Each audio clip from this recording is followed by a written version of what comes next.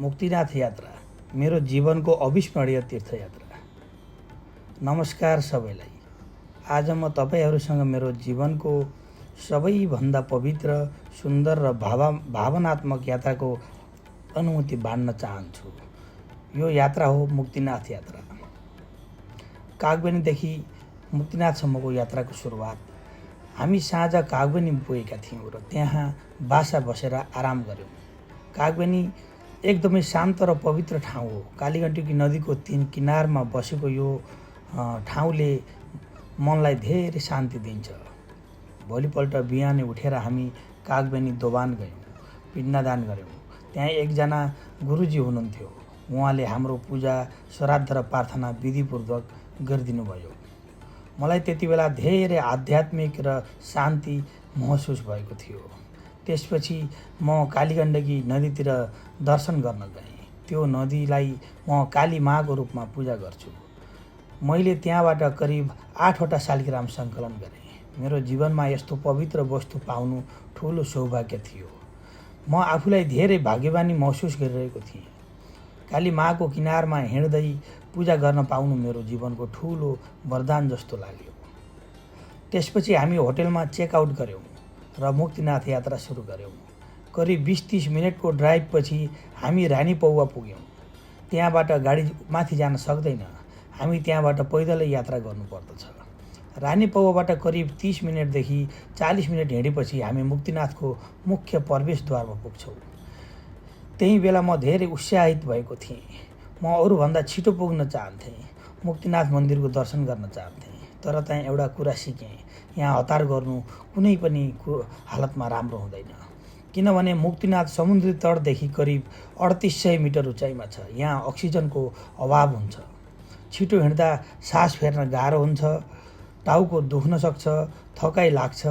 त्यसैले बिस्तारै धैर्य गरेर हिँड्नुपर्छ। लामो सास लिएर हिँड्नुपर्छ। मुखले सास फेर्नु हुँदैन। नाकले सास लिनुपर्छ र मुखले छोड्नुपर्छ। र हामीलाई स्थानीयले बताएअनुसार हामीले टिमुरको प्रयोग गरेका थियौँ। 1-2 पिस टिमुर हामीले मुखमा राखेर हिँडिरहेका थियौँ। 108 सिँढीमा बहुत ठुलो सङ्घर्ष गर्नु परेको थियो। मुक्तिनाथ मन्दिर पुग्न 108वटा सिँढी चढ्नुपर्छ। पहिलो पटक म धेरै जोसमा थिएँ। मैले एकैचोटि 2-3 सिँढी चढ्न थालेँ। तर केही समयपछि मलाई समस्या हुन थाल्यो। सास गाह्रो भयो, शरीर थकान भयो। त्यसपछि मैले बिस्तारै हिँड्न थालेँ। धैर्य, विश्वास र भावना, भगवानको नाम लिँदै म अन्ततः मन्दिर पुगेँ। जब म मुक्तिनाथ मन्दिर पुगेँ, मेरो मन अत्यन्त खुसी भयो। म सफल भएँ। मेरो यो यात्रा पुरा गरेँ। त्यो क्षण शब्दमा बयान गर्न सकिँदैन। यहाँ पुगेपछि मैले 108 धारा स्नान गरेँ। चिसो पानी भए पनि मन शुद्ध गरेँ। पानीबाट आफ्नो चाहिँ भगवानबाट जुन किसिमको शुद्धि प्राप्त गर्न थियो ऊ मैले प्राप्त गरेँ। त्यसपछि त्यहाँ भएका 2वटा कुण्डीहरूमा पनि म डुबुल्की मारेँ। प्रकृति, भगवान र आत्माको सङ्गम जस्तो लाग्यो।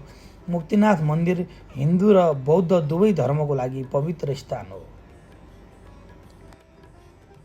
यो विष्णु भगवानको मुक्ति क्षेत्र हो। यो चुनिम ग्यासा 108 जलधारा भनेर चिनिन्छ। यहाँको मुख्य विशेषता प्राकृतिक आगो, ज्वालामाई, पानीको धारा, एक ठाउँमा आगो र पानी हुनु चमत्कार जस्तै हो। मुक्तिनाथको इतिहास हजारौं वर्ष पुरानो भनिन्छ। पुराण अनुसार यहाँ दर्शन गरेपछि मानिसले मोक्ष प्राप्त गर्छ। मोक्ष भनेको मुक्ति पाउनु हो। त्यसैले यसलाई मुक्ति क्षेत्र पनि भनिन्छ। धेरै ऋषिमुनि, साधु सन्तहरूले यहाँ तपस्या गरेका छन्। तापक्रमको कुरा गर्दा मुक्तिनाथ सधैँ चिसो हुन्छ।